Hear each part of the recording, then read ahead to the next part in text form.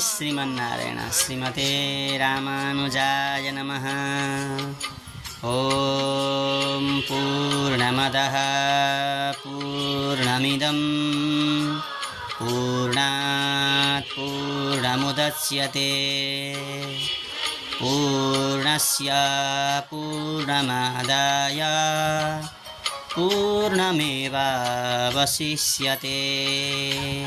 जय श्रीमन्नारायण।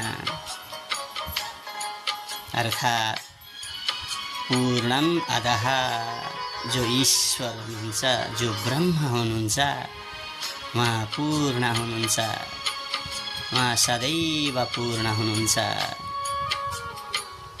इदं पूर्णम,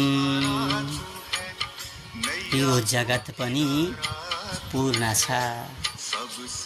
ईश्वरले सृष्टि गरिएको यो जगत पनि के छ त भन्दाखेरि पूर्ण छ।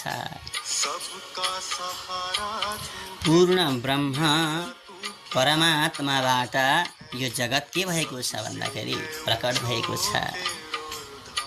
ईश्वरको त्यो संकल्प शक्तिद्वारा पूर्ण ब्रह्मबाट यो जगत पनि के भएको छ, प्रकट भएको छ, उत्पत्ति भएको छ, सृष्टि भएको छ। ल पूर्ण ब्रह्मको यो पूर्ण जगतलाई निकाल्दियो भने पनि के रहन्छ? जो शेष रहन्छ, जो अवशेष रहन्छ, त्यो पनि के छ भन्दाखेरि पूर्ण छ। किनकि कर्तुम अकर्तुम अन्यथा कर्तुम समर्थः स ईश्वरः।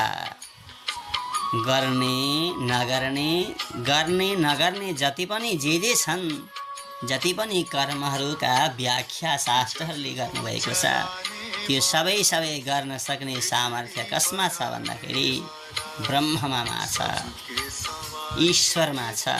त्यसैले ईश्वर सदैव पूर्ण हुनुहुन्छ, ईश्वर सदैव पूर्ण हुनुहुन्छ। त्यसैले त्यस्ता पूर्ण ईश्वरको नै भजन गरौँ भने जीवात्मा पनि पूर्ण बन्न सक्दछ। जय श्रीमन्नारायण।